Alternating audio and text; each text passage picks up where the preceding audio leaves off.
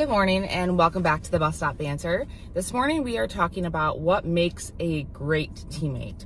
So one of the first things I think that's really important that makes somebody a great teammate is showing up ready to play.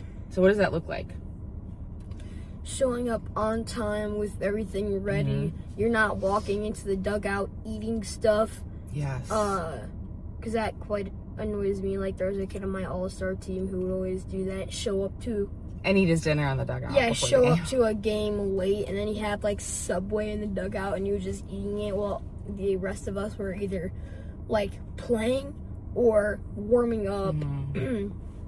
And then kids who get there not on time, and we have to borrow another kid from another team. That's always annoying. I get it if you have something, or if you're sick or something, but... Sometimes they just don't show up, and that makes it really hard, right? Because we need to play a game, we need 8 players. Yeah, we need to play a good game, you need 9 or 10, 11 players, and they've had a lot of games this year where they've been short a player or two, so it makes it really hard. So just show up ready to play, show up on time, don't show up late. We've had a lot of kids that show up, you know, in the middle of the game, and then we have to work the lineup around and change it and do all the things. It's just really kind of a pain in the butt. So the other thing is supporting your teammates. So celebrating wins with them, encouraging them. I mean, Braxton, talk to me about what you do when your team gets down. I mean, it's hard to get them back up, right? So what do you do? The other day when we were down, I was trying to give them a speech. What did that speech entail? I was just telling them that we've come back by 9 and beat that team in half an inning, so we can come back by 3 or 4 or whatever and beat that team, and we can absolutely cream them right now if we wanted to. Yeah, so always being positive, encouraging your teammates is really important, because it's really easy to have one bad play and then you're just stuck in your head, right? And so Braxton always tries to, you know, everyone's getting a hit this inning, everyone's doing this, and, you know, he's really good at encouraging. So I think that's really an important aspect of that. Putting your team first, right? Being a team player. So what that looks like is, you know, Braxton plays a lot of infield, but every once in a while he'll play outfield. He's not going to complain about it because you're a team player, right? So it's putting the team first and knowing where you're needed and when, strategically, right? Because I think before you've had coaches where you just play every single position, and I do. It doesn't, right? But like I'm saying, it's not strategic, right? Yeah, we need to start. We're gonna start just having one position and staying there. Yeah, so being strategic about it, but being a team player, right? Because, you know, Braxton was in a game where he started at first, and a lot of hits went to the left side of the field. So the next inning, they moved Braxton to the left side of the field, and that's a game you guys went down 10-0. 11-0, and then you guys held them for multiple innings. Yeah, I got like 6 outs playing shortstop and a couple innings because sometimes it's just being willing to step in and do something and be willing to do it without complaining. I mean, Braxton's been put in to literally throw out a player or pitching, right? Like, you're in there to pitch 3, 4, 5 pitches and then you're out.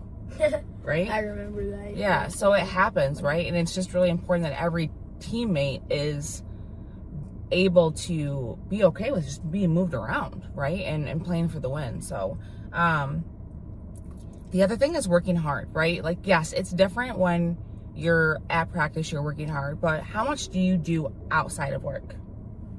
Our dogs are losing their all things normal because someone's walking by.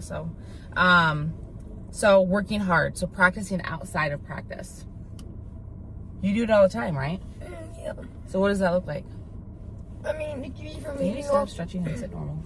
It could be from hitting off the tee into a net, or the other day I was throwing Beckett's pop-ups, grounders, yell out of the and spot. pretending to be the first baseman so he could feel the ball throw it to me. And he's actually a really good, he has a cannon of an arm.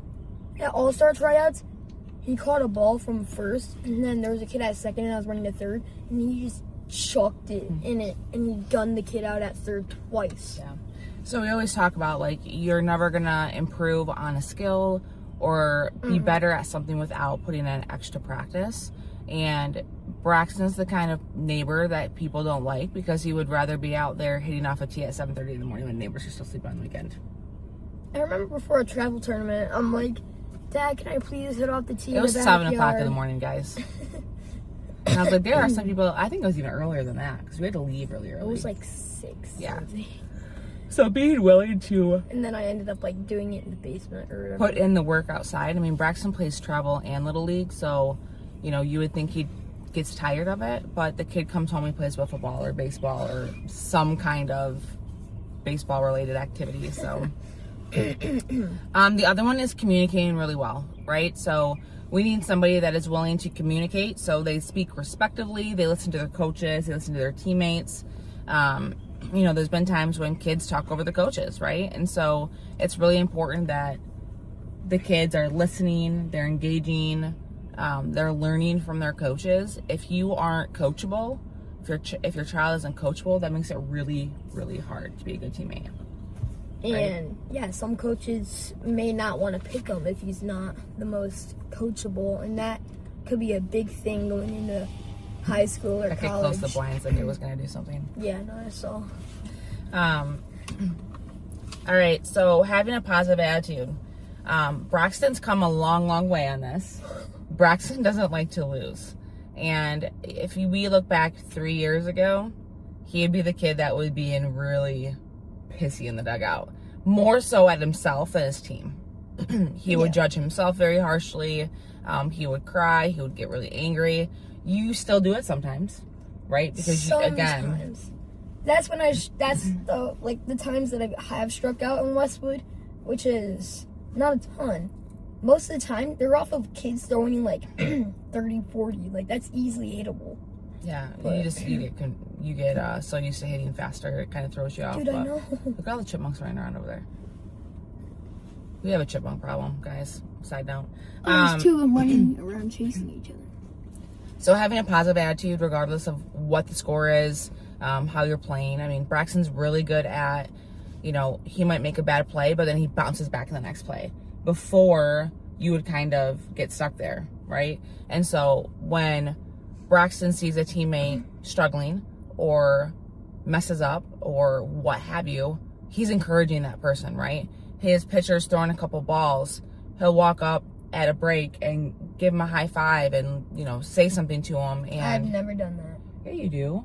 You'll walk up to the pitcher and you'll like give him you'll like do this or whatever. That's like me and like one specific kid on my Westwood team. Okay, that's whatever. Like, but still, that goes like a long way. That's like before the inning starts. Right, but you do that after games. I mean, you're always encouraging, right? And there's one kid on your team who is brand new to the sport. And the one thing I really like about him is that he waits to high five everybody before he gets off the field. Have you ever noticed that? I'm not going to say his name. But every single game or inning, he'll wait for everyone to get off of the field and give him a high five or knuckles or what have you. And I love that. I think it's amazing. I think I know who you're talking about. So making sure we're encouraging our teammates, you know, having a positive attitude. And obviously I talked about coachability, right? When we were... What? Coachability. Oh. So I thought you said coachability. Coachability? So when we were recruiting for the All-Star team, that was one of the things that we coached on, or we graded on, was how well do they listen to the coach. So Braxton, great coachability.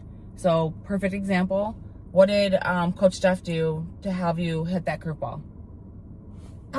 Remember? Talk about how he came up to you and said, hey, do you know this, and how it transpired. He was the third base coach. And we're losing to a Portage team pretty badly. It was like 12-0. And supposedly the kid that was pitching was throwing curveballs. It didn't On the look very like first strike, he was throwing a curveball.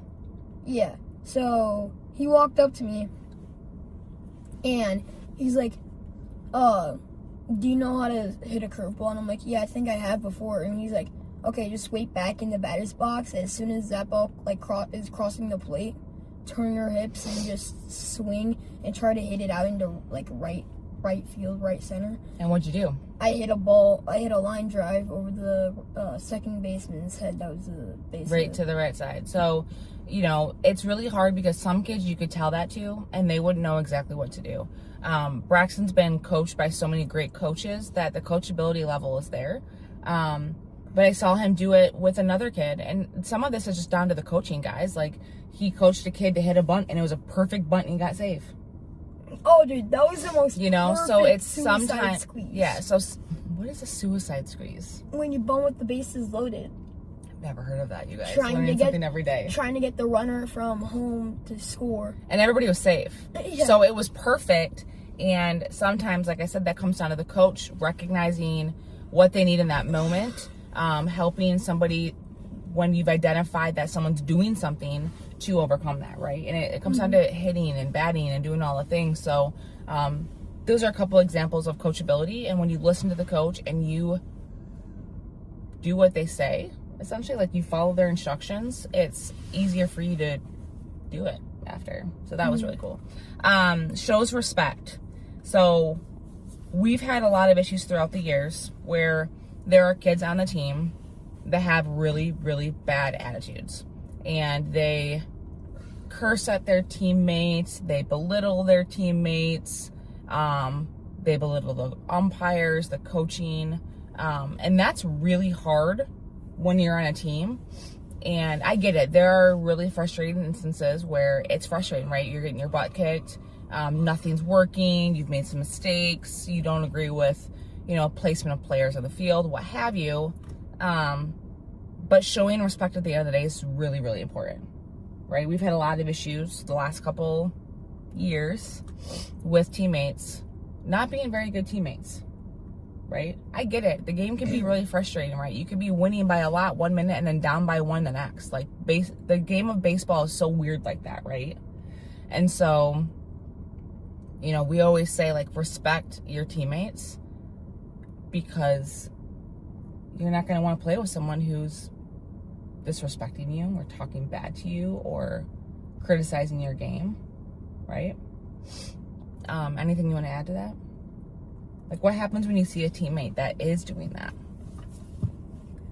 I'm trying to be nice to everyone and please everybody, and it's not your goal to please everybody, though. I usually try to go up to people that are frustrated or mad or something, and I'm like, hey, you're good. Maybe you made a mistake. Maybe we're losing, you hear Braxton on the field all the time say, hey, you're good. You're good. You say that a lot. You're good. Not like that, but you know what I'm talking about. That's how you said it. You're like, okay, you're good. Well, let's move on. But then I encourage them and I talk to them. Like, there was a kid that was having not the best day hitting wise, and there's a picture that they changed in Monday after we got a couple hits and stuff off of another pitcher. And I'm like, okay, guys, I've seen this guy plenty of times. He throws kind of fast, but he's kind of all over the place. And some of the kids listened, some of them didn't. So, yeah. But then it ended up helping some kids, I feel like. And I feel like that's a big thing, because that's another way to win ball games. So yeah, and so that leads us kind of into the next one, is like leading by example, right? So Braxton is a really good leader on his team. He is constantly calling out plays. He's constantly telling his team to pay attention, watch the pitcher. Really just tries to coach them up along with the coaches. If you see someone that's not having a great game, you'll make sure to say something to them. You will thank the umpires after the game. You will thank coaches. I've seen you do that multiple times. I love umpires. So it's leading by example, right? Because your teammates are going to follow good examples.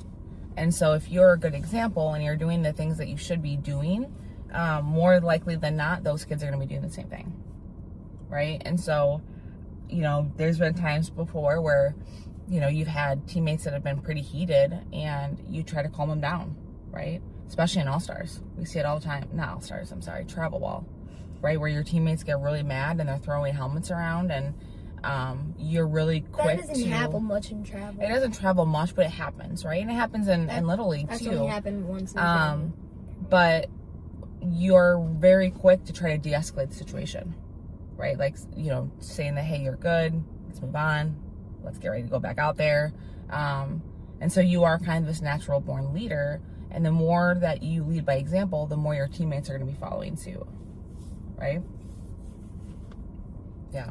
And then the last thing is just never giving up, right? So your team is one that multiple times this year, both in travel and Westwood, you guys have been down by a lot, teams. And you've come back to win games. So why do you think that is?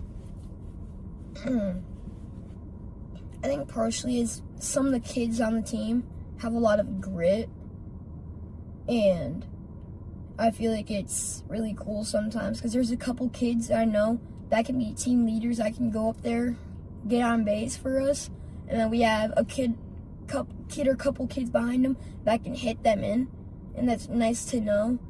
Or let's say, let's say someone has a bad day or something. It doesn't matter for some kids; they still go up there and give it their all, and I feel like that's a very important thing. Yeah, I mean, there's been times before where you're behind in the count, right? You're 0-2. I hate getting into 0-2 counts. And historically, that never worked out well for you, right? The last couple years, it would be really hard for you to get out of your head. This year, I feel like you do better when you're under that kind of pressure. Yeah, and it's weird though, because usually if I don't immediately jump on first or second pitch, which is what I have been doing a lot, I usually get into like an 0-2 count, 1-2 count, something like that, and I'll call time. And it's weird because I've gotten into plenty of 0-2 counts, and most of the time, I feel like I've gotten walked, which is weird. But Braxton used to get walked a lot, right? Still do.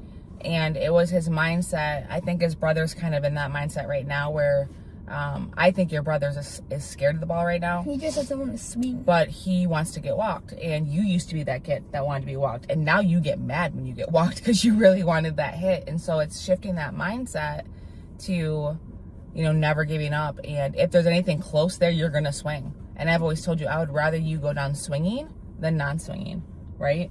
I would rather you get a hit than get walked, right? And so it's just staying in there and not giving up. And it's been really cool to see your team be down. I mean, you guys were down in one of your travel ball games 9-0 in the last inning. I remember being down. And you guys came back, and I think you lost by like 2, but you guys came back against a good team. Oh, the donkeys. I remember one game, I think it was like our first or like third game in Westwood this season. My team played the team that we played Monday, and we were losing by 9 going into the bottom of the last inning, and we ended up coming back and winning. It was really, really nice. 12, what was it, 13-12 or 11, what was it? Was that opening day? I think it might have been opening day. Yeah. Like, what a way to kick off the season. So that's what we wanted to share today, especially as we get ready to go into All-Star season with our team. You know, being a good teammate. You know, if your kid's in travel sports or any kind of sports, right? It's not just baseball, guys. Like, this is relevant across all sports platforms. So, anything else you want to add about being a good teammate? I mean, I feel like we've covered basically everything. Yeah. So, all right. Well, we will be back at another episode of the Bus Stop Banter tomorrow. You know, we try, you know, because we do this in our car. If it's raining, it makes it really hard to do a podcast. So that's why we weren't here yesterday. So, you know, hopefully the weather holds tomorrow so we can continue another episode. And we hope you all have a great day, and we will see you tomorrow.